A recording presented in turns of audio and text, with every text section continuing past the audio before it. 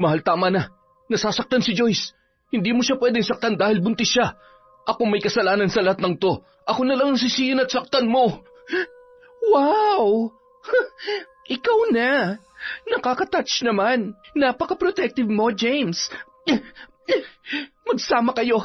At itong tatandaan nyo, pagbabayaran yung kataksilan nyo sa akin. Ang tagal nyo na pala akong ginagago. Pinagmukhaan nyo akong tanga sa loob ng sarili kong pamamahay. Ikaw, Joyce, masaya ka ba, ha? Sinira mo ang pamilya ko? Ano? Ito bang gusto mo? Ito bang kapalit ng lahat ng pagmamalasakit ko sa'yo? Masarap ba ang asawa ko, ha? Malaking pagkakamali na nagmahal ako ng isang babaeng katulad mo. Siguro hindi ka lang talaga makontento at hindi ka mapagkakatiwalaan. O baka makati ka lang talaga. Hindi mo ba alam kung ano nawala sa akin dahil pinanindigan kita? Dahil lang sa lintik na pagmamahal ko sa'yo? Taon 2011, Quezon. Bandang 9:00 ng gabi, katatapos lamang maghapunan ni Joyce at iniligpit niya na ang kanyang pinagkainan. Nasaan na kaya si tatay? Ay, pauwi na kaya siya? Ang lakas-lakas na ng ulan. Sana naman hindi siya lasing at hindi rin mainit ang ulo niya. Kailangan ko pa namang humingi ng pera para sa mga project sa school. Sunod-sunod na naman ang bayarin eh. Ay. Nung mga oras na yun, napatakbo siya sa may pinto nang marinig ang boses ng kanyang ama na si Mang Marcel. Buksan mo itong pinto! Lintik, napakabagal mo talaga eh. Tay, pasensya na po. Masyado po kasing malakas ang ulan kaya hindi ko kayo agad narinig. Ikaw ka mo ako ng damit at tuwalya. Bilisan mo! Opo, sandali lang po, tay. Nanginginig pa ang kamay ng dalaga na iniabot sa kanyang ama ang ipinakuha nito. Sige po, magbihis na po muna kayo. Maghahain lang po muna ako ng pagkain at ipagtitimpla ko po kayo ng kape para mainitan ang sikmura nyo. Sino na sabi na gusto ko kumain at magkape, ha? Lumapit ka dito. Po? Ang sabi ko lumapit ka dito, bingi ka ba? Gusto mo na ba masaktan, ha? Yan. Kapag sinabi ko lumapit ka, lumapit ka. Alam mo naman na ayaw ko'y matigas ang ulo at sumusuway sa gusto ko eh, ha? Tay, wag po. Parang awa nyo na. Wag niyo pong gawin sa akin to. Subukan mo lang pumalag. Talagang hindi lang yan ang aabuti mo sa akin. Tandaan mo, kailangan mong tumbasan lahat ng sakripisyo ko para sa pag-aaral mo. At saka huwag ka nang tumulad sa ate mong ingrata. Wala siya ibang inisip kundi sarili niya. Kaya ikaw na magiging kabayaran sa lahat ng sakripisyo ko. Ako lang ang pwede makinabang sa'yo. Kaya huwag ka nung sumusepang na ate mo at sa nanay mo na basta lamang ako iniwan, ha? Tay, wag! Huwag niyong gagawin sa akin to, tay! Tulang! Walang kahit sino makakarinig sa'yo at wala ni isang tutulong sa'yo. Huwag na huwag ka rin magtatangka magsumbong sa kahit na sino man kung ayaw mong putulin ko yung dila mo. Naintindihan mo? Napakabango mo at napakaganda mo talaga. Wala nang nagawa pa si Joyce para ipagtanggol ang kanyang sarili sa kalupitan ng kanyang ama, na tila ba wala na sa sarili nung mga oras na yun. Ang gabing yon ang naging simula ng mas matinding bangungot sa kanyang buhay. Paulit-ulit siyang pinagsamantalahan ng walang kalaban-laban, hanggang sa naging normal na lamang sa kanya ang bagay na yun. Umaakto na lamang siya na walang nararamdamang sakit at pandidiri sa kahalayan ng kanyang sariling ama. Kasalanan mong lahat to, ate. Kung hindi mo lang ako iniwan katulad ng ipinangako mo, hindi sana mangyayari lahat ng to. Sabi mo, babalikan mo ako. Pero anong ginawa mo? Mula nung umalis ka, inisip mo man lang ba kung ano magiging kalagayan ko? Masyado kang makasarili, ate. Dumating sa punto na hindi na siya pinag-aral pa ng kanyang ama sa takot na maaari rin siyang layasan nito katulad ng ginawa ni Sandra. Ikinakandado ng ama ang dalaga sa loob ng bahay sa tuwing aalis siya upang masiguro na hindi makakatakas si Joyce. Isang araw, dumalaw si Sandra sa dati nilang bahay. Doon niya nalaman na mula sa sentro ay lumipat na ang kanyang ama at kapatid sa may liblib na bahagi ng kanilang barangay. Nakaw, binili niya yung bahay ng pamangkin ko. Lumipat na kasi sa Maynila. Mahigit 1 taon na rin sila doon ng kapatid mo. Siya nga pala, kumusta ka na? Mukhang maayos na ang buhay mo ngayon at sino itong poging kasama mo, ha? Asawa mo? Opo, Manong. Asawa ko po. May isa na rin po kaming anak. Hindi lang po namin isinama at mahirap bumiyahe na may dalang bata. Mabuti naman at nakahanap ka na ng pogi at matinong asawa. Kung hindi ka umalis baka tambay lang dyan sa tabi-tabi ang napangasawa mo. Alam niyo naman ho kung anong klaseng pamilyang kinalakihan ko. Kaya pinangako ko sa sarili ko na maghahanap ako ng mabuting asawa katulad nitong si James. Paano ho? Lalakad na ho kami para makita ko ng kapatid ko.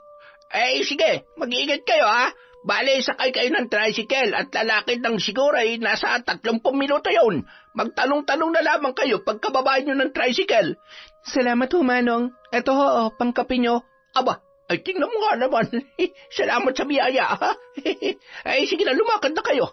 Pagpalain nawa kayo ng Diyos. Inabot din ng mahigit 1 oras bago sila nakarating sa kanilang pupuntahan. Bandang 10:00 na rin yon ng umaga. Mahal, sigurado ka bang ito talaga yon? Nakakandado Mukhang wala namang tao sa loob. Maghintay-hintay lang tayo. Linggo ngayon kaya posibleng nagsimba lang ang kapatid ko o kung saan lang sila pumunta ni tatay. Maayos pa naman pala tong bahay na nabili nila. Pero bakit kaya naisipan nilang tumira dito? Kung nag-aaral ang kapatid ko, di napakalayo patuloy ng binibiyahe niya. Baka katulad ko noon, pinatigil na rin siya. Paano pala kapag nagkita kayo ng tatay mo? Hindi ba siya magagalit? Sigurado naman akong hindi tayo madadatnan nun. Madalas, 5:00 pa lang umaalis na yon para magtrabaho. Tapos sa uwi yun, gabi na. Minsan nga madaling araw pa Ngawa pa naman yun ng ngawa kapag lasing. Lahat ng kasalanan ni nanay, isinusumbat niya sa akin. Nung mga sandaling yun, nasa silid lamang si Joyce. Nagbabasa siya ng kanyang mga aklat. Napatayo siya nang marinig ang boses mula sa labas ng kanilang bahay. Sino yan? May tao ba dyan? Joyce, ang ate Sandra mo to. Bakit nakakandado tong pinto? Ate, ilabas niyo ako dito. Tulungan mo ako, ate! Agad naman sinira ni James ang pinto gamit ang isang malaking bato hanggang sa tuluyan ng mabuksan yon. Mahigpit na nagyakapan ang magkapatid at napahagulhol sa iyak si Joyce na bakas ang kaba at takot. Samantala, awang-awa naman si Sandra sa kalagayan ng kanyang kapatid. Diyos ko, bakit ang dami mong pasa? Sinasaktan ka ba niya?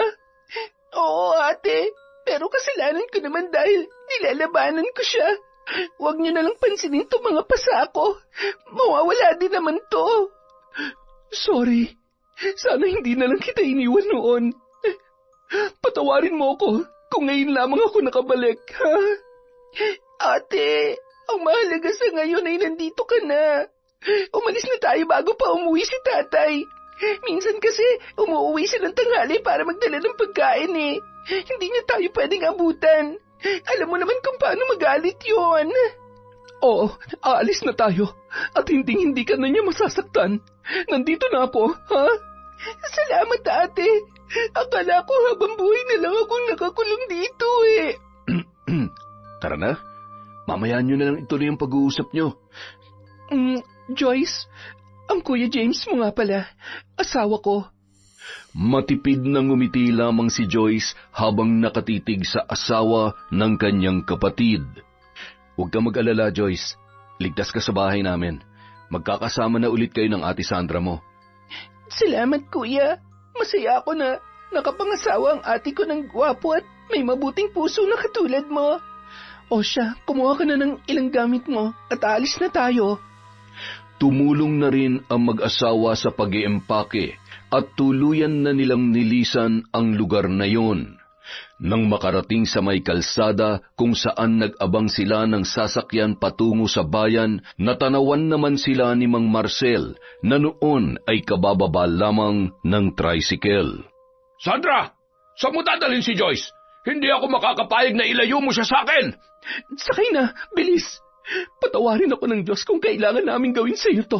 Pero sobra ng kalupitan nyo. Hindi ko nahayaan pa na masaktan mo ang kapatid ko. Mabilis na pinaharurot ng driver ang tricycle. Sinubukang tumakbo ni Mang Marcel, hawak ang kanyang itak, ngunit bigla na lamang nanikip ang kanyang dibdib. Hindi ako makahinga! Hindi pa ako pwedeng mamatay!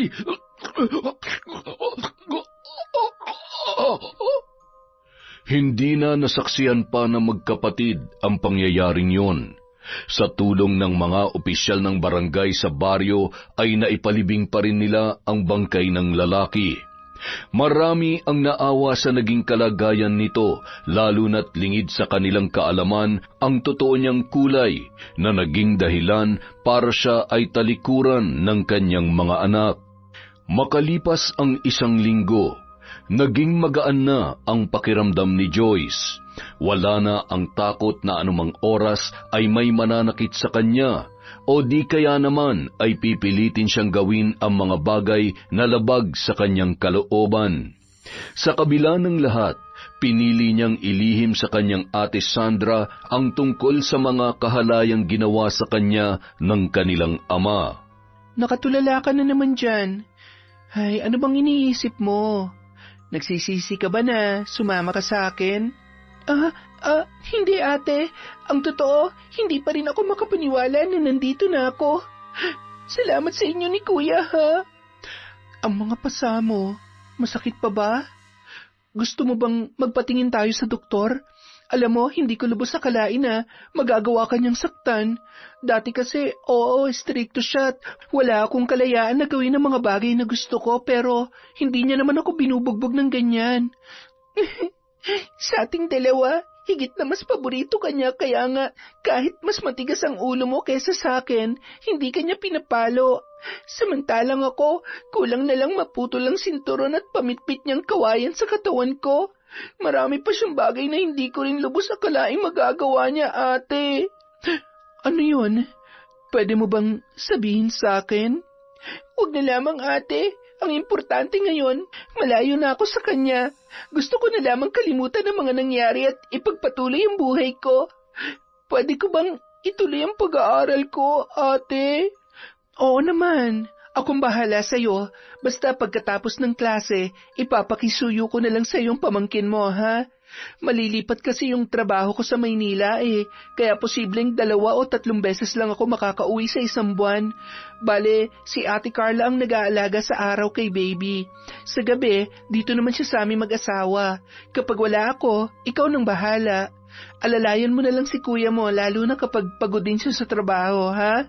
Kung busy ka naman sa pag-aaral, sabihin mo na lang kay Ate Carla. Walang problema yun, ate. Siguradong mag-e-enjoy naman ako mag-alaga kay Baby JR. Tsaka, maliit na bagay na rin yun bilang pasasalamat sa pagligtas mo sa akin. Joyce, kapatid kita. Responsibilidad kita. At nagsisisi ako na hindi agad kita nabalikan. Pero huwag ka mag-alala, ha. Babawi ako sa'yo. Mahal na mahal ka ni ate at tutulungan kitang maabot mo ang lahat ng mga pangarap mo. Hindi ko nahahayaan pang magkahiwalay tayo ulit. Masyado naman yatang seryoso yung pinag-uusapan nyo dyan, Magmerienda muna tayo. Bumili ako ng bibingka. Paborito to ng ate mo. Wow, mukhang masarap. Ang bango. Oo, halika. Tikman mo. Siguradong magugustuhan mo yan. Habang nagmimerienda, nagpatuloy sa pagkukwentuhan ang tatlo. Natuwa naman si James na makitang masaya ang kanyang asawa dahil sa kapatid nitong si Joyce. Alam mo, Joyce, mula nung maging kami ng ate mo, walang araw na hindi kanya naaalala. Kaya masaya ako na magkasama na kayo ulit. Huwag ka mag-alala at huwag ka mahihiya sa akin, Makakaasa ka na susuportahan ka namin, lalong-lalo na sa pag-aaral mo. Salamat po, kuya. Tatanawin ko pong malaking utang na loob ang pagtulong niyo sa akin. Huwag mo nang isipin yan. Parte ka ng pamilya, Joyce. Tama. Kaya bilang pamilya, tayo-tayo lang din ang magtutulungan. Lagi mong tatandaan yan. Makalipas ang ilang araw, tuluyan ng nadestino sa Maynila si Sandra. Hindi yun ang unang pagkakataon na magkakahiwalay silang mag-asawa. Sanay na rin si James sa estado ng trabaho ng asawa bilang isang social worker. Mahal, ikaw nang bahala sa kapatid ko at sa anak natin, ha? Lagi naman akong tatawag. Kapag may pagkakataon, uuwi din ako. Nasabi ko naman na kay Ate Carla at kay Joyce kung ano ang sistema kapag wala ako. Huwag ka mag-alala, mahal. 3:00 naman ng hapon ay uwian na.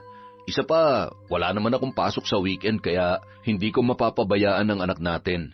May katuwang din naman ako dito sa bahay ngayon nandito na si Joyce. Mayroon akong tagaluto dahil alam mo naman, prito lang ang alam kong lutuin. O siya, wala kang poproblemahin dahil marunong at masarap magluto si Joyce. Kanino pa ba naman magmamana yan kundi sa akin, di ba? Mag-iingat ka sa trabaho mo, ate, ha? Tsaka, salamat pala sa binigay niyo sa aking cellphone. Lagi kitang iti-text at tatawagan para kumustahin. Oo, isumbong mo sa akin kapag hindi umuwi sa tamang oras ang kuya mo. O di kaya ay, alam mo na. Mahal naman, baka isipin ng kapatid mo babaero ko. Bah, nagbago na ako ah. Alam mo namang takot na akong gumawa ng kalokohan. Isa pa, wala na akong ibang iniisip ngayon kundi ikaw at ang anak na lang natin. Hindi na kita paiiyakin at hindi na rin kita bibigyan ng sakit ng ulo. Ito naman, nagbibiro lang naman ako eh. Malaki ang tiwala ko sa iyo at alam ko na hinding-hindi mo na ako lolokohin pa. Dahil kapag nangyari yon, sinasabi ko sa iyo, hinding-hindi na kita mapapatawad. Joyce, kapag may kailangan ka sabihin mo lang sa akin ha, o di kaya kay kuya mo, ha? Mag-iingat ka rin sa biyahe papuntang school. Isang tricycle lang naman pwede ring sumabay ka na sa kuya mo sa umaga. Malapit lang naman yung school mo kung saan siya nagtuturo. Opo ate, babay ka na sa mami mo, baby JR. Bye-bye mami. Bye baby. Mag-work lang si mami, ha? Sobrang mamimiss kita. Tita, alagaan mo na mabuti yan. Ate Carla, kayo na pong bahala kay baby kapag wala si James at ang kapatid ko. Ay, huwag ka mag-alala. Hindi ko pababayaan ang anak mo. Ako na rin ang bahala magbantay dito sa bahay niyo at sa kapatid mo, ha? Mahirap na. Anong ibig niyong sabihin, ate? Ay, wala. Nagbibiro lamang ako. Mag-iingat ka sa biyahe. Inihatid ni James ang kanyang asawa sa terminal. Agad naman na yung nakasakay ng bus.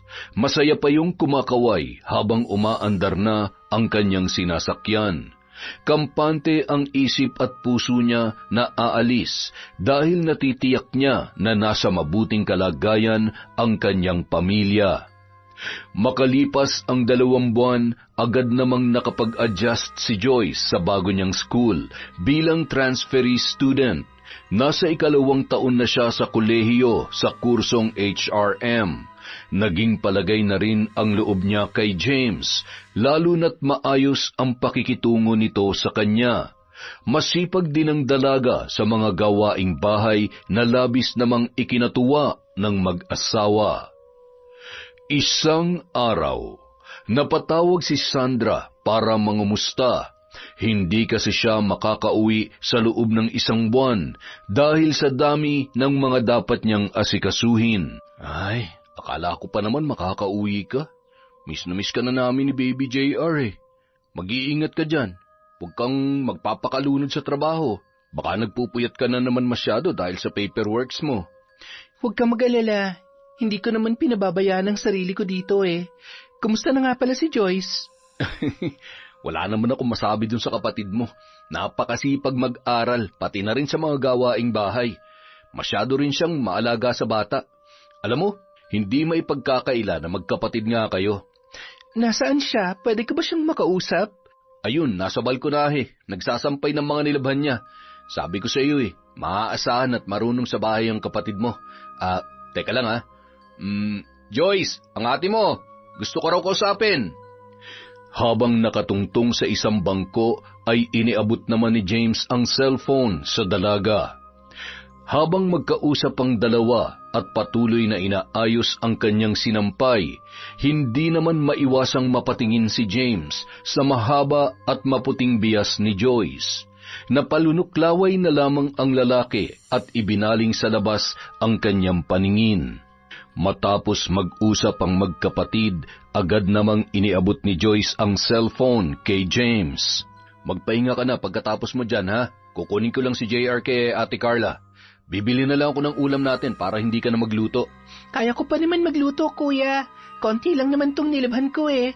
Tsaka wala namang pasok bukas. Grabe, di ka ba napapagod? Baka mamaya magkasakit ka na niyan. Unahin mo yung mga gagawin mo sa school kesa sa mga gawain sa bahay. Sanay naman na po ako sa pagtatrabaho ng mga gawaing bahay at sinisiguro ko naman po na hindi ko mapapabayaan ang pag-aaral ko. Samantalahin na natin habang hindi pa ako masyadong busy. Kayo nga rin kuya ang sipag-sipag nyo rin. Mula sa maghapong pagtuturo tapos pag-uwi nyo, ang dami nyo pa rin ginagawa. Nag-aalaga pa kayo kay Baby JR. Wala kailangan Hindi naman pwedeng iasa ko na lang lahat sa'yo. Nakakahiya naman sa'yo. Ako nga pong dapat mahiya Kulang na kulang pa itong ginagawa ko sa laki ng tulong niyo sa akin ni ate. Ano ka ba? Pamilya tayo. Hindi ka katulong. Kaya wag mo masyadong pinipressure ang sarili mo. Paminsan-minsan, kailangan mo rin i-enjoy ang buhay mo. Makipagkaibigan ka. Lumabas ka kasama sila o di kaya naman isama mo sila dito para may nakakausap ka namang ibang tao. Ang bait mo naman talaga, kuya. Ang swerte-swerte ni ate sa'yo. Teka, bakit kaya hindi na lang tayo mag-enjoy mamaya? Umiinom ka ba? Nasubukan ko naman. Meron kasing tasting sa isang subject namin pero yung talagang uminom at magpakalasing, hindi ko pa yun naranasan. Talaga? Sakto. Mas masarap na magpakalasing tayo mamaya. Maaga naman natutulog si Baby JR Sige ba, game ako dyan. Basta kapag nalasing ako, hindi niyo ako pagtatawanan Huwag ka mag-alala. Behave ako kapag lasing. Kapag may tama na, idinadaan ko na lang sa tulog. Matapos ang usapang yun, agad nang naligo si Joyce at pagkatapos ay naghanda ng hapunan. Sabay pa silang kumain habang nanunood ng TV at sinusubuan naman ng dalaga ang kanyang 2 taon pa lamang na pamangkin. Nagising pa rin nung mga oras na yon. Pagkatapos kumain, agad niyang nilinisan at dinamitan ng pantulog ang bata. Kinarga niya yon at isinayaw-sayaw hanggang sa makatulog at inihiga sa kama sa silid ng kanyang ate Sandra at Kuya James. Excited na siyang pumunta sa sala kung saan naghihintay sa kanya ang asawa ng kanyang kapatid. Aba, ayos napatulog mo agad si Colette. Oo nga kuya, siguro napagod rin sa sobrang kakulitan maghapon. Teka, paupo ka muna. Kukunin ko lang yung alak na bigay sa akin ng tropa ko. Anong pulutan natin? Chichirya na lang siguro. Baka masobrahan na tayo sa karne Pagbalik ng lalaki ay daladala na noon ang alak at pulutan. Tumayo naman si Joyce at sinundan yon ng tingin ni James. Naalala niya si Sandra. Ganun na ganun din kasi ang hulma ng katawan noon nung bagong kasal pa lamang sila. Ay, ano ba nangyayari sa akin? Bakit parang ang gaan-gaan ng loob ko sa kanya at masaya-masaya ako kapag kausap ko siya? Siguro, namimiss ko lang si Sandra. Sana naman umuwi na siya kahit isang araw man lang. Joyce, nasan ka na? Marami-rami to, baka abutin tayo ng madaling araw. Heto na kuya. Ayan, kumuha lang ako ng ice cube para masarap inumin. Sa tingin ko, mas masarap kasi kapag sobrang lamig Tama ka dyan. Sige, simulan na natin to. Kung nandito lang sana si ate, mas masaya sana, no? Hindi mo ba siya namimiss? Siyempre, sobrang miss ko na siya. Mahirap kapag magkalayo ang mag-asawa. Kaya lang, tulad namin, kailangan. Pero kahit nandito yon, hindi mo yun mapapatikim ng alak. Talaga? Hindi pala umiinom si ate? Oo, ayaw na ayaw niya rin ang amoy ng alak. Kapag umuwi nga ako ng lasing, sa sala niya ako pinapatulog Ngayon ko lang nalaman na maselan pala si ate. Oo, kaya buti na lang talaga, bihirang-bihira lang akong maudyukan ng mga katrabaho ko at kaibigan ko sa inuman. Kaya bilang na bilang sa kamay ko kung ilang beses pa lang ako natulog dito sa loob ng 1 taon. Ang swerte niyo talaga sa isa't isa ni ate, no? At saka, naiintindihan ko kung bakit ayaw na ayaw niya sa amoy ng alak at sa lalaking lasenggo. Kotang-kota na kasi siya kay tatay. Oo, nakwento niya nga. Kaya ikaw, kapag nag-asawa ka na rin, mamili ka. Huwag yung katulad uminom ni Tatay Marcel. Maiba tayo. Nagka-boyfriend ka na ba? Nagulat naman ako sa tanong mo. Oo, dati pa yon. Naghiwalay din kami agad kasi nahuli kami ni tatay na magkasama. Sa takot niya kay tatay, ayun, nakipaghiwalay na lang siya sa akin. Tapos 1 linggo lang ang makalipas, may kapalit na agad ako. Buti na lang mas maganda ako doon. Alam mo, mas madaldal ka kaysa sa ate mo. Mas nakakaaliw kang kausap. Huwag kang mag-alala, mas marami kang makikilala dito na mas gwapo at matitinong lalaki. Parang ako lang. Oo nilang kuya. Sa totoo lang sa ngayon, hindi ko pa gaanong iniisip yan. Kung sakali man, sana nga swertehin din ako dahil ayaw ko ng lalaki na sakit lang sa ulo. At hanggang maaari sana, matapos ko muna ang pag-aaral ko para walang sagabal. Gusto ko maging sulit ang pagpapaaral nyo sa akin. Cheers, kuya! Cheers! Nagpatuloy ang masayang kwentuhan ng dalawa hanggang sa tuluyan ng malasing si Joyce at bahagya na rin na may tama si James. Antibay natin Akalain mo naubos natin yon? Ano, kaya mo pa ba tumayo? Gusto mo ba alalayan kita papunta sa kwarto mo? Huwag na, kuya. Kaya ko naman Salamat Nalasing ako sa kwento mo. O baka naman dinaya mo ako, ha? Uy, hindi kita dinaya, Sadyang mas malakas ka lang uminom kesa sa akin. Oops, sabi ko hindi mo na kaya Halika na, alalayan na kita at baka matumba ka pa dyan. Mayayari pa ako sa ate mo. Inakbayan at hinawakan ni James sa tagiliran si Joyce upang masiguro na hindi yun matutumba. Dahan-dahan niya yung inalalayang humiga at hindi sinasadya na siya ay natangay at nadaganan niya ang babae. Muntikan niya ng mahagkan yun. Lalo pang nag-init ang pakiramdam ni James nang hawakan ni Joyce ang kanyang muka. Sorry. Sabi ko naman kasi sa'yo, kaya ko naman Ay, ang gwapo-gwapo mo pala talaga, kuya. Naiintindihan ko na kung bakit mahal na mahal ka ni ate. Sige na, puntahan mo na si Baby JR. Baka kasi kung ano pang magawa ko sa'yo at magkasala pa ako. Kung mag-aasalaman tayo sa gabing to, sa tingin ko, pareho naman natin kailangan at pareho tayo magiging masaya. Mapupusok na halik na nauwi sa hindi inaasahang pangyayari. Sa kalagitnaan ng mainit na tagpo, biglang naitulak ni Joyce si James nang maalala niya ang kahalayan ng kanyang ama. Ngunit nanatiling mapusok ang lalaki at tuluyan ng natangay ang dalaga. Kinaumagahan, ramdam na ramdam ni Joyce ang mabigat na paa at braso na nakapatong sa kanyang katawan. Dahan-dahan niyang iminulat ang kanyang mga mata at napalunuklaway na lamang nang maramdaman niyang wala siyang saplot. Gayon din si James na noon ay tulog na tulog pa. Shucks! Ano nangyari? Kuya, gising! Ano ba? Ang sakit ng ulo ko Bumangon ka na't magbihis. Baka mamaya pumunta si Ate Carla at makita pa tayo. Joyce? Ano nangyari? Ay, hindi na mahalaga kung ano nangyari. Huwag na lang natin isipin at basta, huwag na lang natin bigyan ng mali siya dahil pareho naman tayong lasing at hindi natin ginusto yon. Sige na. Sorry, Joyce. Hindi ko dapat ginawa yon. Hindi ko dapat hinayaang umabot tayo sa ganung sitwasyon. Kuya, please, magbihis ka na at lumabas ka na. Pumunta ka na sa kwarto niyo. Nagmamadali namang nagbihis si James at bahagyang tumalikod si Joyce habang hawak ang kanyang ulo. Ang tanga-tanga ko. Ate, sorry.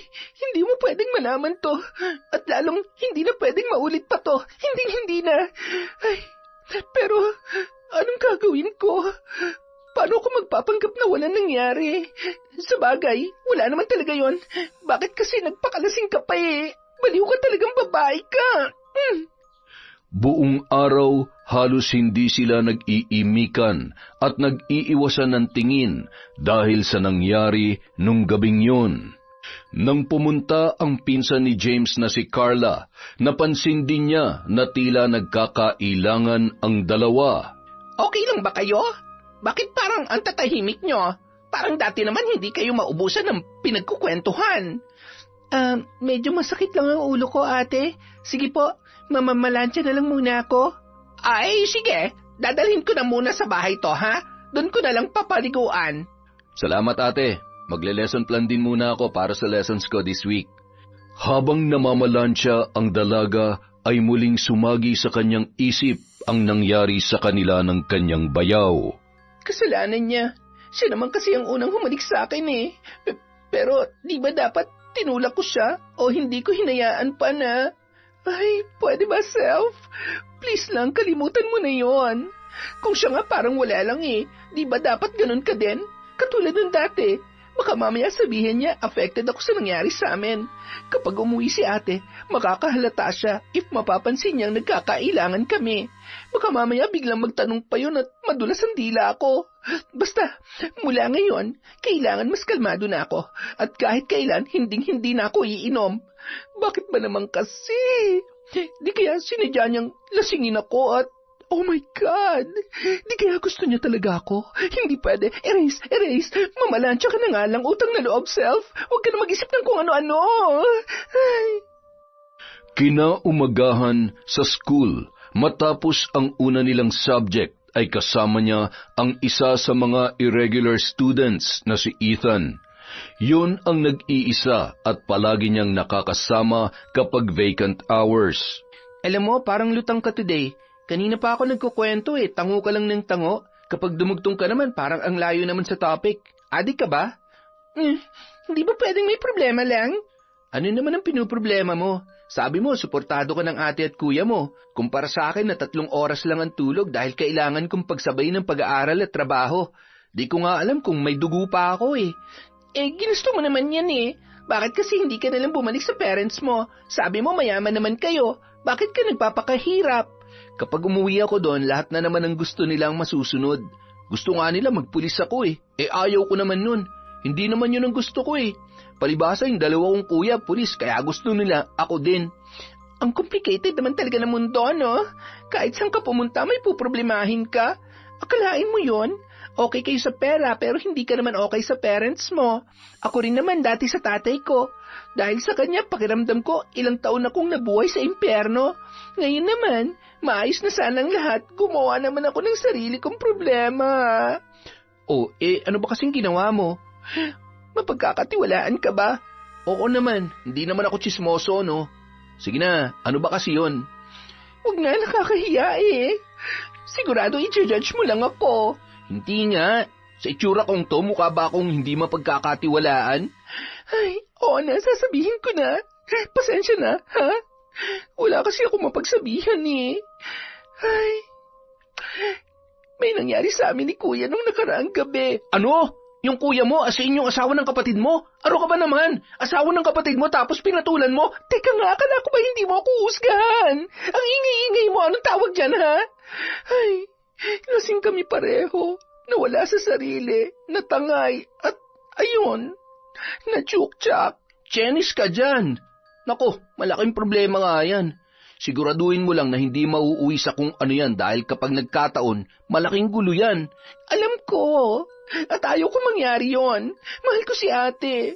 Magkapatid kami at kahit masama ang loob ko sa kanya noon, kinalimutan ko na yon dahil binalikan niya pa rin ako. Siya pa rin ang nagligtas sa akin sa kalupitan ni tatay. Tama ka. Kung ano mang nangyari sa amin ni kuya, wala yon. Isang malaking pagkakamali na hindi na dapat maulit pa. Ay, mag-iingat ka. Mahirap labanan ng tukso, lalo na't parating wala ang ate mo. Ay nako, akong pinagpapawisan ng malamig sa kwento mo eh. Kaya naman pala lutang na lutang ka. Nakukonsensya ka ba? Oo, pakiramdam ko, ang sama-sama akong kapatid. Talaga? Ano na lang ang mararamdaman ng ate mo kapag nalaman niya yan? Tama na. Huwag ka mag-alala. Gagawin kong lahat para iwasan si Kuya kapag wala si ate. Ano kayang iniisip sa akin ni Kuya James? Sa tingin mo? Aba, malay ko. Baka naman sadyang mahilig sa babae ang kuya mo. Sa susunod, kung alam mong di mo kayang kontrolin ang sarili mo kapag lasing, huwag ka na lang tumikim ng alak. Oo na, itiko mo yung bibig mo ha? Kung hindi, lagot ka sa akin. Mula nung araw na yun, mas naging malapit pa si Joyce kay Ethan hanggang sa umuwi ang kanyang ate Sandra para i-celebrate ang birthday nito. Isinama ni Joyce si Ethan at ipinakilala sa kanyang kapatid, pati na rin sa kanyang bayaw na si James. Ate, Kuya, si Ethan nga po pala, manliligaw ko. Manliligaw ka dyan. Ano ba? Sumakay ka na lang. Naku, ang galing din talaga mamili nitong kapatid ko ha. Hi Ethan, ako nga ate Sandra ni Joyce at si James ang asawa ko. Magandang gabi po. Masaya po ako na makita at makilala kayo. Madalas po kasi kayong naikukwento ni Joyce sa akin eh. Happy birthday po ate. Salamat. Joyce, ikaw na bahala sa bisita mo ha? Nang makatalikod si Sandra, tsaka lamang nagsalita si James. Araw-araw kami magkasama sa loob ng ilang buwan pero ngayon ko lang nalaman na may manliligaw pala tong si Joyce. May plano ka na bang sagutin siya kaya pinakilala mo na sa amin? Siguro kung ano man ang maging desisyon ko sa panliligaw niya sa akin, hindi ko naman kailangang i-detalye sa'yo. Excuse me, halika Ethan, doon tayo para magkausap naman tayong dalawa. Bakas sa mukha ni James na hindi siya masaya na makitang may kasamang ibang lalaki si Joyce. Sinundan niya pa yon ng tingin nang lumipat sila ng pwesto. Kitang-kita niya kung paano inaasikaso ni Joyce ang binata. Ay, bakit ba ako nagsiselos? Ano naman kung magka-boyfriend na siya? Mas mabuti na yun kesa mahulog din ang loob niya sa akin. Pero wala lang ba talaga sa kanya yung nangyari sa amin? O ginagawa niya lang to para iwasan at pagselosin ako? Ay, hindi ko na maintindihan ang nararamdaman ko. Naguguluhan ako. Mahal kong asawa ko at hindi ako maaari magmahal pa ng iba. Lalong-lalo nang mali ang mahulog ang loob ko sa kapatid niya. Samantala, pasimpleng nakatingin si Ethan sa noon ay hindi pa rin mawala ang tingin sa kanila na si James. Parang gusto na akong suntukin ang asawa ng ate mo. Ano ba kasi naisip mo ha? Gusto mo pa yata akong ipahamak eh. Gusto ko lang naman na makachibog dito eh. Ito naman, Chusy pa. Wala naman mawawala sa'yo. Manliligaw pa lang naman. Malay mo naman, magbago ang ihip ng hangin tapos ma-fall ka sa'kin. Liligawan mo na nga ako at magiging girlfriend mo na ako. Ay, oo na lang. Kumain na tayo. Kanina pa ako nagugutom eh. Sarap nito ah. Ate mo nagluto ng lahat ng to? Kaming dalawa kaninang madaling araw, kaya inaantok ako sa school kanina eh. Sarap ah. Magaling ka rin pala magluto. Ayos ah. Matalino, masipag, masarap magluto. At maganda.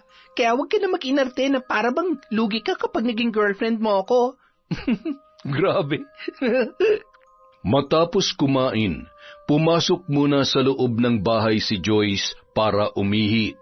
Agad yung sinundan ni James at hinintay na lumabas ang dalaga. Joyce, pwede ba tayong mag-usap? Tungkol saan, kuya? Wala naman tayong issue kaya wala naman tayong dapat pag-usapan.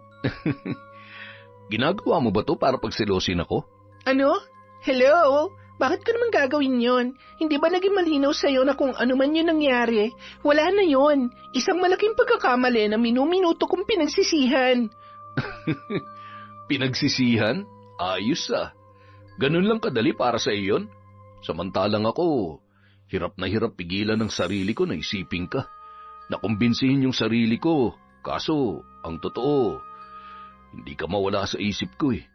Para na akong nababaliw sa kakaisip sa iyo, Joyce. Mahalaga ka sa akin.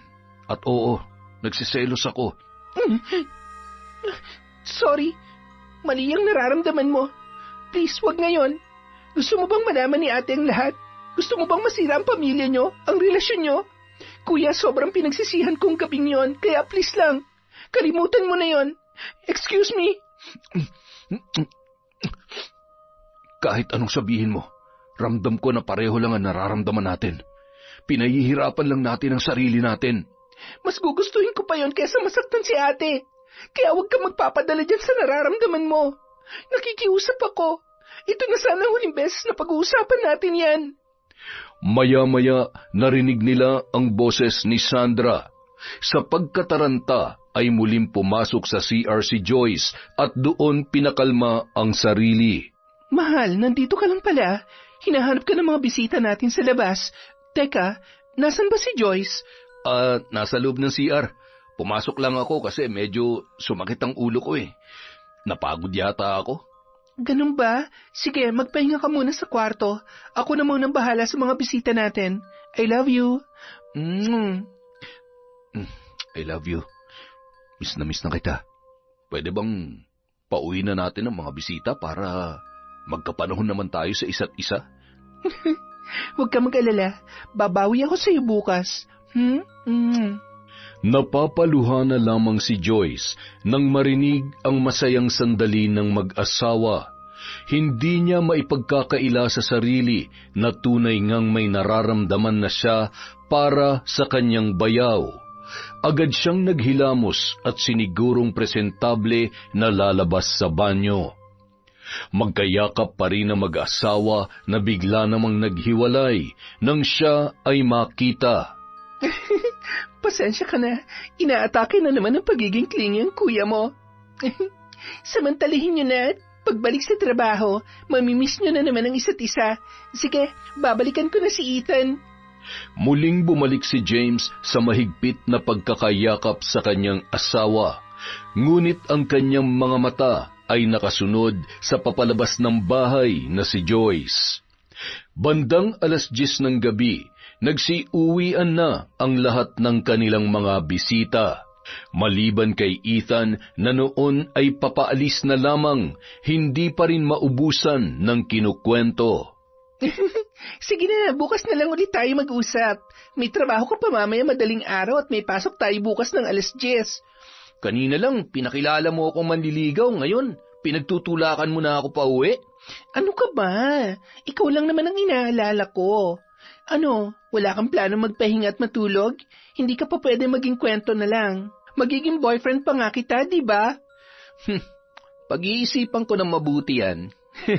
Che, masyado kang pa-hard to get. Sige na, ingat sa biyahe. I love you. I love you too. Agad namang nilapitan ni Sandra ang kanyang kapatid at masaya yung biniro. Mukhang mabait si Ethan at mukhang magkasundo kayo ha. Oo ate, mabait talaga yon. Masipag at magaling sa klase. Kahit madalas lang siyang natutulog sa klase ay nakaka-perfect pa rin siya ng exam. Ang galing naman. Huwag mo nang pakawalan yon. Huwag ka na masyadong magpakipot at baka maagaw pa ng iba. Hindi naman ako papayag ate. Aba, pumila sila. 2 gabi pa ang lumipas bago muling nakabalik si Sandra sa kanyang trabaho. Kahit papaano napunan niya ang kakulangan niya kay James na hinahanap-hanap ng kanyang asawa. Nang makaalis na yon ay nanumbalik naman ang kaba ni Joyce kung paano pakikitunguhan ang kanyang bayaw. Isang gabi, nasa biyahe pa lamang pauwi ay ramdam na ni Joyce ang sakit ng kanyang katawan. Inuubo at sinisipon, sinabayan pa ng mataas na lagnat. Agad yung umupo sa sofa at parabang nandidilim na ang kanyang paningin nung mga sandaling yon. Sakto naman na nandoon si Clara at kararating lang din ni James galing sa kanyang trabaho. Ayos ka lang ba, Joyce? Aba, nilalagnat ka. James, may lagnat si Joyce. Pagpahingahin mo muna. Doon na lang muna sa akin tong si Baby JR at baka mahawa pa. Sige ate, salamat. Sige na, ako nang bahalang magpainom ng gamot kay Joyce. Nahihilo ko. Nasobrahan ka na yata sa pagod. Halika na, dadalhin na kita sa kwarto mo. Hinayaan naman ng dalaga na alalayan siya ni James dahil talagang hindi niya kaya ang kanyang sarili nung mga sandaling yun. Kinuhanan pa siya ng pamalit na damit ng lalaki. Magpalit ka muna. Kukuha lang ako ng makakain mo para makainom ka na ng gamot. Hindi na nagawa pang magbihis ng dalaga dahil nanginginig na yon sa kanyang pakiramdam. Agad na naghubad ng damit si James at tinabihan sa higaan si Joyce, sabay mahigpit na niyakap upang mapawi ang lamig na nararamdaman noon. Nang bahagyang kumalma ay dahan-dahan na napadilat ng tingin si Joyce sa lalaki na noon ay nakatitig sa kanyang mapupulang mga labi. Walang ano-ano, hinalikan siya ni James hanggang sa mauwi sa mainit na tagpo ang sandaling yun. Nang gabi ring yun, masinsinan silang nag-usap ng asawa ng kanyang ate. Ano ba talagang gusto mo mangyari? Mahal kita, Joyce. Alam kong mali, sobrang mali. Pero hindi ko na kaya magsinungaling pa sa sarili ko. Mahal na kita. Hindi pagmamahal ang nararamdaman mo. Nangangailangan ka lang. Nagpapadala lang tayo sa tukso. Mahalaga pa ba kung ano man tong nararamdaman natin? Ang alam ko lang, hindi ko na kaya mawala ka pa sa buhay ko. Hinahanap-hanap ka ng katawan ko na para ba akong mamamatay kapag naiisip ko na may ibang lalaki kang kasama. Na baka may nangyayari na sa inyo ni Ethan. Wala kaming relasyon. Ginawa ko lang yun para tantanan mo na ako. Pero tama ka, para ko rin pinapatay ang sarili ko kapag iniiwasan kita. Ibig sabihin ba nito, pumapayag ka na sa gusto ko? Gustong-gusto ko, pero handa ka ba sa kahihinatnan ng lahat ng ito? Mag-iingat naman tayo. Walang makakaalam, at lalong hindi kita pababayaan. Pinapangako ko sa iyo yan. Mula nung gabing yon, ipinagpatuloy na nila ang kanilang relasyon. Dumating pa sa punto na ikinuha na ni James ng sariling apartment ang dalaga nang bumalik na sa pagkakadestino si Sandra sa kanilang lugar. Malaya namang nakakapunta doon si James kapag nagpapahatid si Sandra ng pera at grocery. Isang araw, habang papalabas ng opisina si Sandra ay tinawag siya ng matanda na binibilhan niya ng kakanin. Ano po yun, Lola Babes? Ay, nakita ko kasi yung asawa mo na laging nagsusundo sa'yo. May kasamang babae at wari ko'y buntis. Mga nasa 4 na buwan na ang kanyang tiyan. Lola naman, pinapakaban niyo naman po ako. Baka naman po kamukha lang ng asawa ko yon. Hindi, ilang beses ko na siyang nakita at sigurado ako doon. Heto, may katibayan ako. Pasensya na, muntik na maging malinaw ang kuha kong litrato. Kilala mo ba ang babaeng yan? Si Joyce. Buntis siya? Paano hindi sinasabi ni James ang lahat ng to? Pinagtatakpan niya bang kapatid ko? Kaya pala biglang nagrenta ng apartment dahil nabuntis ba siya ni Ethan? Nararamdaman ko na may kalokohang ginagawa ang asawa mo. Pasensya na pero ni minsan hindi pa ako nagkamali ng kutob. Marunong ako magbasa ng isip ng isang tao. Huwag kang magpapabulag sa pagmamahal at labis na pagtitiwala mo, Sandra. Nung mga sandaling yun, ayaw man mag-isip ng masama ni Sandra sa kanyang asawa at kapatid. Nakaramdam siya ng labis na kaba at panghihina. Hindi ko alam kung ano magagawa ko sa oras na malaman ko na. Huwag kang umiyak. Sa ngayon, mas makabubuting alamin mo muna ang katotohanan. Ikaw ang makakasagot ng mga tanong sa iyong isipan. Huwag mong hayaang lokohin ka ng kahit na sino man. Kapag napagtanto mo na tama nga ako, bumalik ka sa akin at tuturuan natin sila ng leksyon. Buong araw na balisa sa trabaho si Sandra. Umuwi na lamang siya ng maaga para alamin ang katotohanan. Mahal, daanan mo naman si Joyce mamaya, oh. Bilhan mo ng kung anong kailangan niya at abutan mo na rin ng pera. Papalitan ko na lang pagdating natin sa bahay. Mahal, ako nang bahala. Anong oras ka ba uuwi? susunduin na lang kita. May lakad ako pagkatapos ng trabaho eh. Siguro, 10:00 mo na ako sunduin sa bayan. Doon na lang tayo magkita, ha? Okay, sige Han. I love you. Oh, pinatay agad? Ay, ayos. Magkakaroon din ako ng mahaba-habang oras sa mag-ina ko. Miss na miss ko na siya at siguradong nagtatampo na naman yun. Samantala, nung mga oras na yun, nasa biyahe na si Sandra sakay ng tricycle papunta sa address na binigay ni Lola Babes. Nang makarating siya doon, bandang 8:00 na ng gabi, agad niyang nakita ang motor ng kanyang asawa. Ang kapal ng muka, kaya naman pala nagtatanong kung anong oras ako uuwi dahil may planong mag-overtime. Diretsyong pumasok si Sandra sa loob ng apartment. Nakita niya pa ang polo ng kanyang asawa sa sahig na agad niyang dinampot pati na rin ang sinturon nito. Nanginginig na ang kanyang kamay sa sobrang galit, lalo na nang marinig ang mga halinghing mula sa isang silid. Sinipa niya ng malakas ang nakaawang na pinto at bumulaga sa kanya ang kapwa hubot-hubad niyang asawa at kapatid. Mga walang hiya! Ang bababoy niyo! Paano niyo nagawa sa akin to? Lalo ka na! Kapatid kita! Napakalandi mo! Napakawalang hiya mo! Mahal, tama na! Nasasaktan na si Joyce! Hindi mo siya pwedeng saktan dahil buntis siya! Ako may kasalanan sa lahat ng ito! Ako na lang ang sisihin at saktan mo! Wow! Ikaw na! Nakaka-touch naman! Napaka-protective mo, James! Magsama kayo at itong tatandaan nyo, pagbabayaran yung kataksilan nyo sa akin. Ang tagal nyo na pala akong ginagago.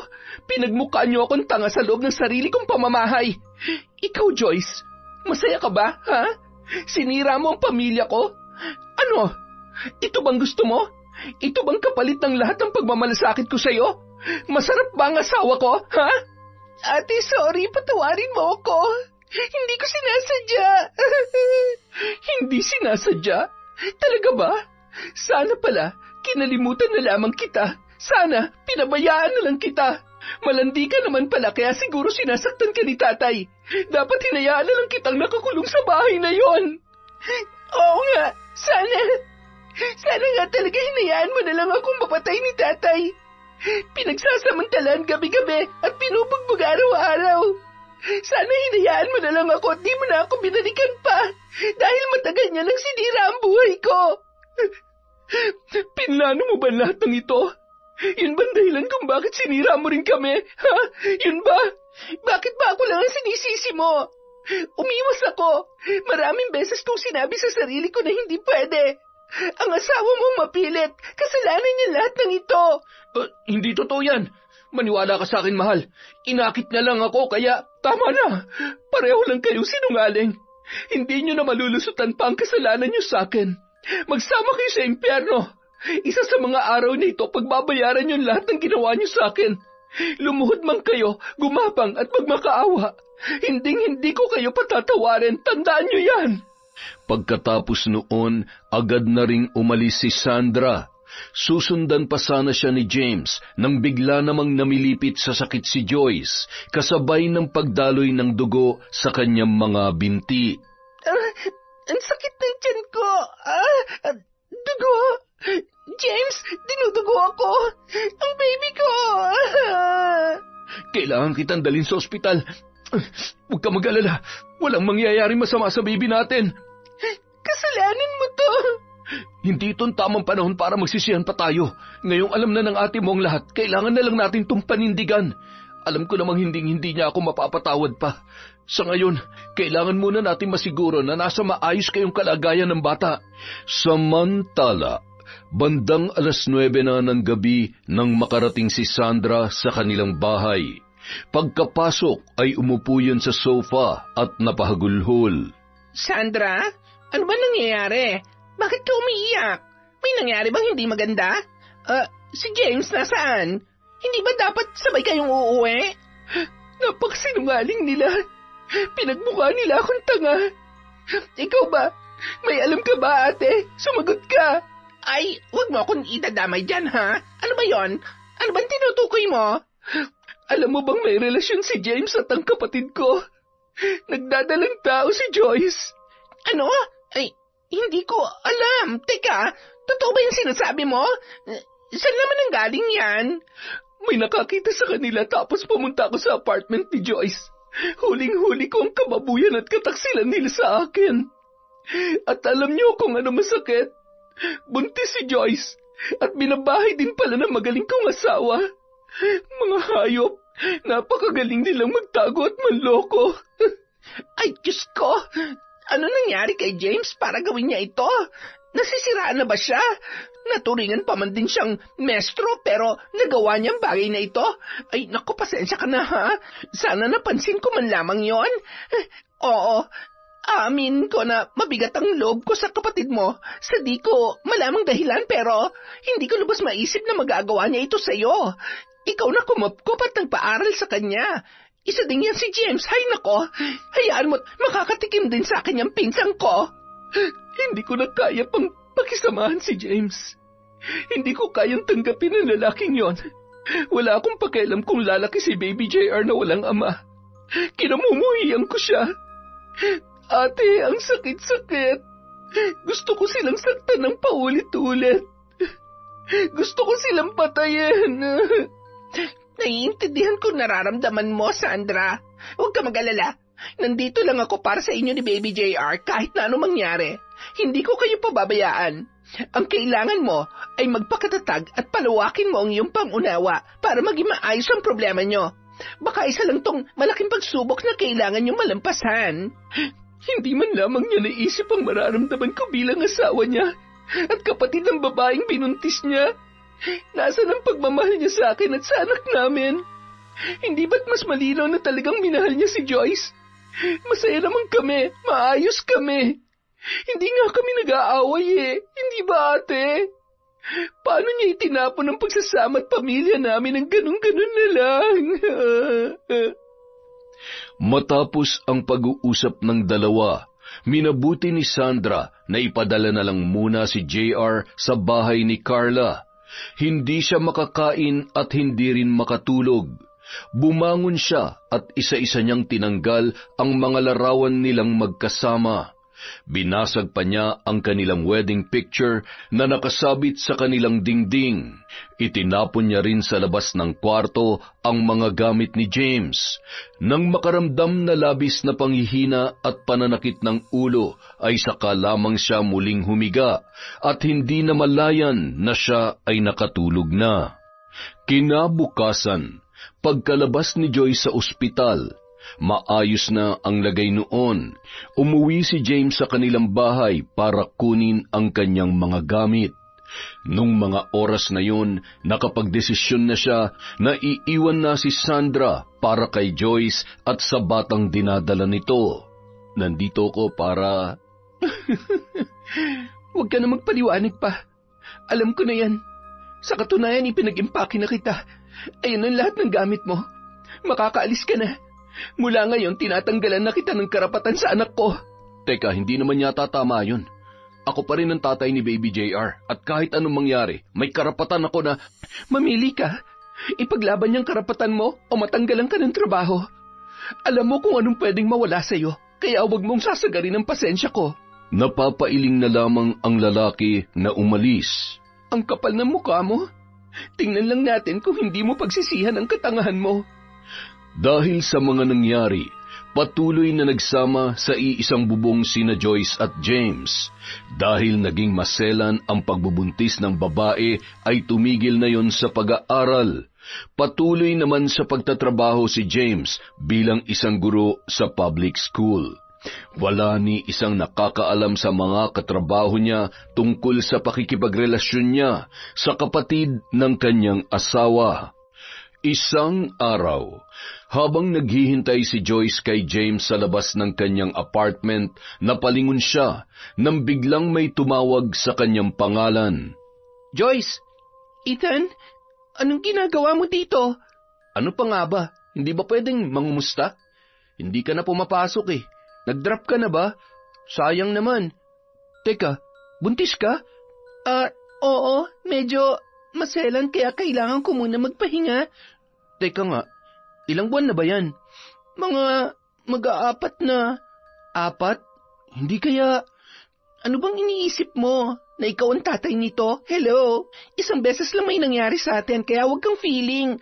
Pero sabi mo, hindi ka safe nung araw na yun, kaya... Hindi nga ikaw ang tatay nito, ang kulit mo. At kung sakali man, hayaan mo na. Handa naman si James na panindigan to eh. Isa pa, alam ko naman na hindi ako ang tipo ng babae na gusto mo.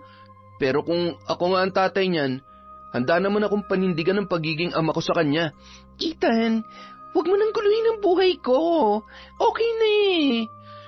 Ay, ano ba naisip mo? Talagang tuluyan mo nang sinira ang pamilya ng ate mo. Pambihira naman para ka naman mauubusan ng lalaki sa ginagawa mo eh. Pasensya ka na.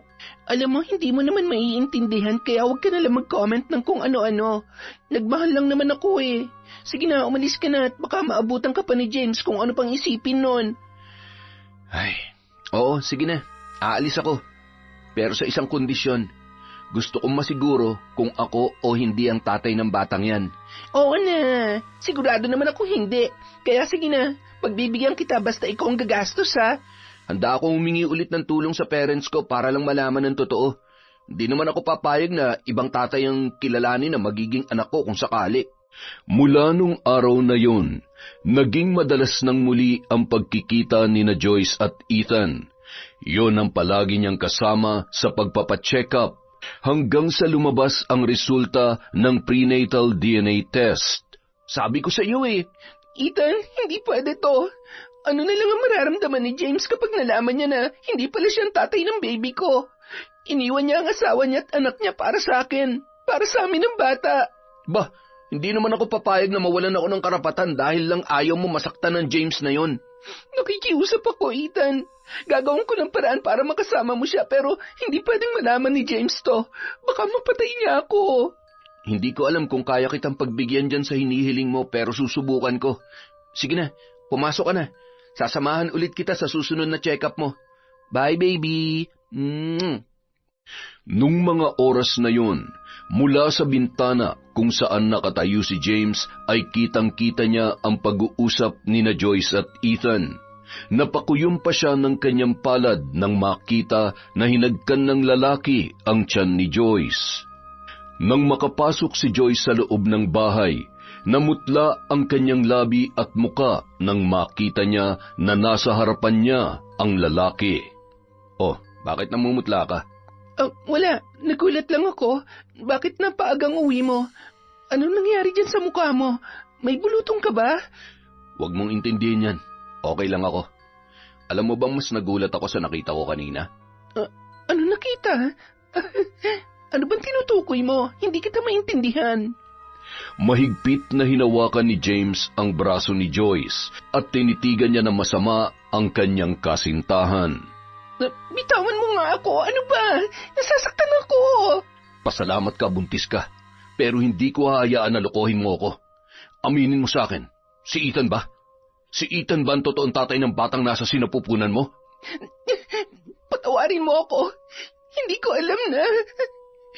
Nung nakaraan ko lang nalaman nung lumabas ang prenatal DNA test. Sorry, pero hindi naman ibig sabihin no na iiwan kita at sasama ko kay Ethan. Ginagawa niya lang ang obligasyon niya sa anak namin. Wala naman talaga kaming relasyon at aksidente lang din ang nangyari sa amin. Ginawa ko lang yon para subukang makalimutan ka. Hindi ko akalaing... Isang malaking pagkakamali na nagmahal ako ng isang babaeng katulad mo. Siguro hindi ka lang talaga makontento at hindi ka mapagkakatiwalaan. O baka makati ka lang talaga. Hindi mo ba alam kung ano nawala sa akin dahil pinanindigan kita? Dahil lang sa lintik na pagmamahal ko sa'yo? James, makinig ka naman sa akin. Huwag ka naman magalit oh. James, sandali. Saan ka pupunta? Aalis ka? Hindi mo ako pwedeng iwan. Bitawan mo ako. Oo, mahal kita. Sobrang minahal kita pero ngayong alam ko ng totoo. Sa tingin mo, magpapakatanga pa ako para sa'yo? Magsama kayo ng lalaki mo. James! Samantala. Alam mo, konting oras na lamang at makikita mo na ang bisa ng ginawa kong ritual para turuan ng leksyon ang asawa mo at ang walang hiya mong kapatid. Sakit na hindi maipaliwanag at ipararanas din natin sa kanila ang sakit na ipinaramdam nila sa iyo para lamang silang mananalamin sa kanilang mga kasalanan. Hindi ako makapaniwala na magagawa yun sa iyo ng sarili mong kapatid. Hindi naman po siguro kalabisan kung parurusahan natin sila. Talagang hindi. Sa totoo lang, kung ako nga ang nasa kalagayan mo ay pahihirapan ko sila minuminuto hanggang sa matuluyan na sila. Ganyan na ganyan ang ginawa ko sa walang hiyang babae ng una kong asawa. Alam mo, nagmakaawa pa nga yun sa akin pero hindi ako mabait. Kaya bakit ko naman siya patatawarin? Ay, buti na nga lamang at hindi babaero yung pangalawang minahal ko kaya lamang ay... Darling! I'm here! Oh, ang ganda mo naman, darling. Bakit hindi na kulubot ang balat mo, ha? Baliw! Hindi ako yan! Nakakahiya ka! Ano ba naman kasi at lasing ka na naman? Para-paraan lamang, ha? Magpapaalam kang bumili para makipag-inuman ka. Ayoko naman talagang uminom eh. Pinilit lamang ako ng mga mokong na yun. Tapos napakwento at hindi ko na napansin na naparami na pala yung tagay ko. Huwag ka na magalit, darling. Ay, kadiri ka. Yan ang nga bang sinasabi ko eh. Ay, teka lang Sandra ha. Iihilang muna ako't hihilamusan ko tong gurang na to ng mahimasmasan. Agad nang humiga sa sofa ang matanda at patuloy sa pagbulong ng mga salita na hindi maintindihan. Ilang sandali pa, dala-dala na ni Lola Babes ang palanggana at isinawsaw doon ang isang face towel at pinigaan, sabay ipinunas sa muka ni Lolo Greg. Ano ba ito? Bakit mapanghe? Bakit amoy na matanda? Magtiis ka hanggat hindi ka tumitigil sa kain na may paulit-ulit kitang hihilamusan nito. Ay, okay na ito para naman mabilis mawala yung kalasingan mo. At pwede ba, huwag ka na magreklamo. Bukas uminom ka ulit, ha? Nakakatuwa naman ho kayo ni Lolo. Alam nyo, mahirap talaga makahanap ng lalaki na matyagang makakasama natin hanggang sa pagtanda. Sabi nga, kahit di perpekto, basta hindi man loloko. Tama ka. Minsan kung sino pa yung akala mong santo at perpekto ay siya pang dudurog sa'yo. Tingnan mo yung magaling mong asawa. Ay, hindi mo masusukat sa itsura ang pagiging mabuting tao. Ni pangit o gwapo, kapag nagpadaig sa tukso, ay wala na. Sa isang iglap, gumuguho ang isang masayang pamilya. Alam mo ba, nung iniwan ako ng una kong asawa at sumama siya sa ibang babae, ay hindi lang asawang nawala sa akin, pati na rin ang batang nasa sinapupunan ko. 5 taon kong hinintay na maging isang ina at mabigyan ko siya ng anak. Kung kailan nagbuntis ako, tsaka naman siya nagloko.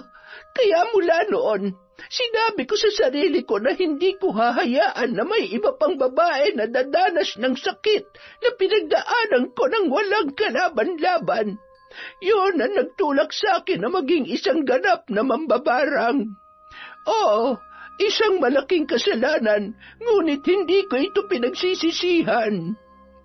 Nagpatuloy sa pagkukwentuhan sina Lola Babes at Sandra hanggang sa hindi na nila namalayan ang oras. Agad naman nagpaalam ang babae at bago pa man makalabas sa pinto, ay nakatanggap siya ng tawag mula kay Carla. Sandra, kailangan mo nang umuwi. Nandito si James, lasing na lasing at ayaw umalis. Nakatulog na sa kwarto ninyo. Ano? Sige, uuwi ako at kakalid ka rin ko yan palabas ng bahay. Nang makarating sa bahay, agad yung tumungo sa kanilang kwarto at agad namang sumunod si Carla na noon ay natataranta sa kung anong maaaring gawin ni Sandra sa kanyang pinsan. Bumangon ka dyan! Wala kang karapatan na bumalik dito! Gumising ka! Ha? Ay, Diyos ko! James? Anong nangyayari sa kanya? Nagkatinginan ang dalawa nang makita na bumubulwak ang dugo sa bibig ni James at nanlilisik ang mga mata. Punong-puno ng malalaking butlig at puro nana ang kanyang muka. Napaatras si Carla nang hawiin ang damit ng kanyang pinsan. May mga butas ang tiyan at may tumatalon na malalaking uod mula sa loob. Ilang sandali lamang ang lumipas, tuluyan ng nalagutan ng hininga ang lalaki. Bakit ako masasaktan sa pagkawala mo? Hindi mo nga inisip kung anong mararamdaman ko eh. Bayad ka na sa utang mo sa akin at sa anak mo. Sa pagkawala mo, gusto kong makitang gumapang ang babaeng sumira sa pamilya natin. Ibabalik ko sa pagiging miserable ang buhay niya. Kawawa naman si James. Alam mo ba kanina lang sinabi niya sa akin na niloko siya ng malandi mong kapatid? Hindi siya ang ama ng batang dinadala ni Joyce. Yun ang dahilan kaya lasing na lasing siya kanina. Pero anong mga ito? Sino may gawa nito sa kanya? Ikaw ba? Kapag sinabi kong oo, anong gagawin mo? Ay, wala. Wala naman. Naiintindihan ko naman kung saan nanggagaling ang galit na nararamdaman mo para magawa mo to sa kanya. Ay, Diyos ko po, makauwi na nga bago pa ako madamay. Binigyan pa rin ni Sandra ng maayos na burol si James upang ipamuka kay Joyce na tanging legal lamang na asawa ang may karapatan sa kanya. Nang malaman ng dalaga ang nangyari ay naglakas loob yung makita si James sa huling pagkakataon. Ang lakas talaga ng mukha mo para magpakita pa dito. Wala ka na ba kahit katiting na delikadesa sa katawan? O gusto mong ipangalandakan kung paano mo sinira ang buhay ni James, pati na rin ang pamilya namin? Akala mo ba hindi namin alam na hindi naman pala si James ang ama ng batang pinagbubuntis mo? Ha? Yan ang huling beses na dadampi ang palad ko sa mukha mo. Isa kang sinungaling na kabit. Nakakahiya ka. Umalis ka na at baka makalimutan kung buntis ka at kung ano pa magawa ko sa'yo. Ate, parang awa mo na. Kahit sa huling pagkakataon, hayaan mo naman ako makita si James. Please. Nakikiusap ako. Kung kinakailangan kong lumuhod, gagawin ko. Makalipas ang ilan pang buwan, tuluyan ng nanganak si Joyce. Matapos isilang ang bata, nagkaroon yun ng malubhang sakit. Ethan, ipangako mo sa akin na aalagaan mo na maayos at mamahalin mo ang anak natin. Sa tingin ko, hindi na ako gagaling pa sa sakit na ito. Pagod na ako. Pinandidirihan ako ng mga tao. Ano ka ba? Hindi mo ba narinig yung sinabi ng albularyo kanina? Pagagalingin ka niya. Marami nang nagamot na nabarang yun, kaya huwag ka mawawalan ng pag-asa. Salamat, Ethan. Salamat at hindi mo ako iniwan sa kabila ng lahat. Kahit maraming dahilan para ayawan ng isang babaeng katulad ko, nandyan ka pa rin. Hindi ko alam kung bakit sa kabila ng mga kasalanan ko ay binigyan niya pa rin ako ng lalaking magmamahal sa akin ng totoo. Samantala, masyadong malakas ang kapangyarihan ng albularyo na yon para matanggal ang sumpa sa katawan ng babaeng higad. Gusto mo bang gawan natin ang paraan? Huwag na ho, Lola. Panahon na rin siguro para palayain ko rin ang sarili ko sa galit. Gusto ko na makalimot at magkaroon ng masayang buhay kasama ang anak ko. Ayaw kong dumating sa punto na mawawalan na ako ng kakayahan na magmahal dahil lamang sa maling tao. Salamat po, Lola, sa lahat ng tulong niyo sa akin. May isa lang po sana akong hihilingin. Pwede po bang sa bahay na namin kayo tumira para naman ho hindi na kayo nahihirapan dito? Ang dami na hong tumutulo eh. Ay, nako, iha. Wala kaming pambayad sa upa. Lola, hindi niyo naman ho kailangan magbayad eh. Pamilya na ho ang turing ko sa inyo. Isa pa, matutuwa ho si Baby JR at si Ate Carla kung may makakasama sila sa bahay kapag po nadedestino ako sa malayo. Abay, mag-e-empake na ako, darling. Matagal na natin pangarap na tumira sa magandang bahay. Ito talaga kahit kailan ay napakakapal ng muka. Ay, napakaganda ng ngiti mo. Masaya ako na makita kang ganyan. Tama ka. Panahon na para kalimutan ang nakaraan at magpakasaya na lamang tayo sa ating buhay. Makalipas ang 5 taon, magkasamang pumunta sa simbahan ang mag-inang sina Sandra at JR. Gayon din ang bagong kasintahan nito na si Daniel. Mababakas ang magandang ngiti sa mukha ni Sandra habang pinagmamasdan ang kanyang anak at ang kanyang bagong kasintahan. Labis siya nagpapasalamat na hindi man yon ang tunay na ama ni JR ay naaalagaan niya ng tama ang bata at naipakikita ang tunay na pagmamahal dito. O dahan-dahan lang, ha? Dada, pwede niyo po ba akong kargahin sa likod? Anak, huwag mo na masyadong kulitin ang dada mo.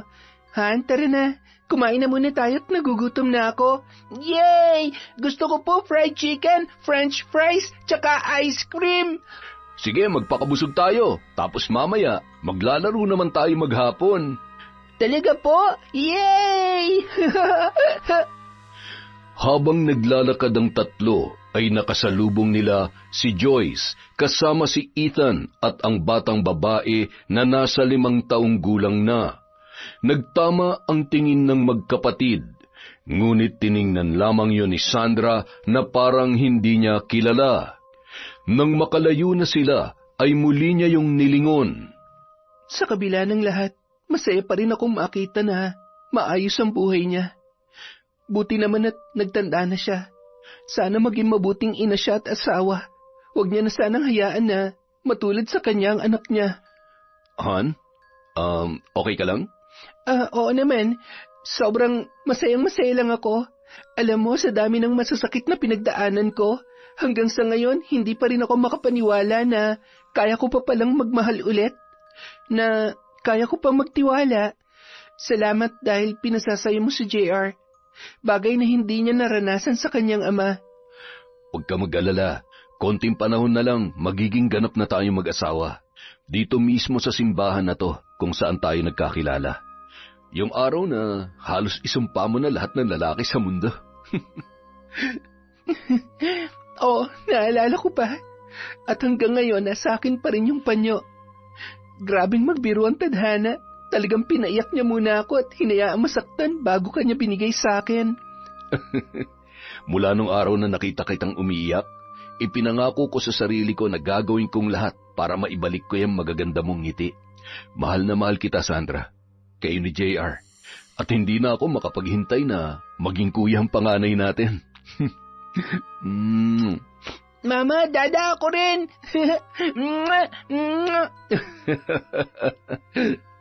Yun! Happy ending na naman tayo mga kaenteng. Kumusta po kayong lahat? Pasensya na po kayo, medyo naging busy lang.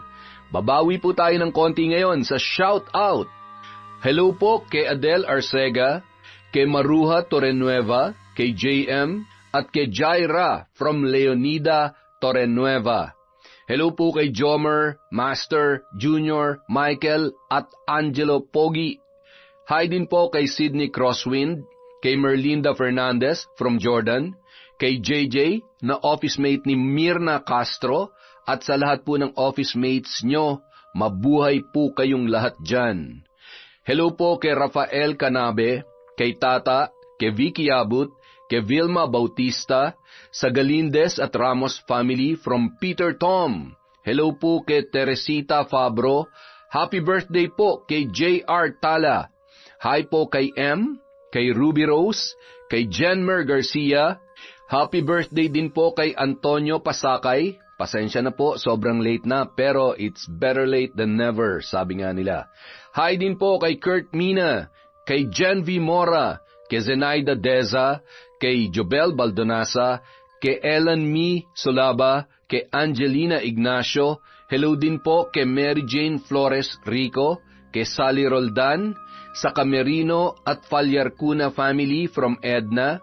Hi po kay Pureza Tagiwalo, kay Beverly Carbajosa, kay Christine Guevara from Lebanon. Hi po kay Ibad Sandy, kay Lani Malyari, kay Jennifer Save or Save. Hi din po kay Mir from Imus Cavite. Hi po kay Angie Estrada, Mamiliana Nalugon at Judith.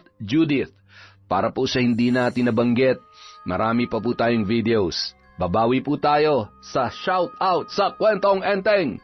Thank you po.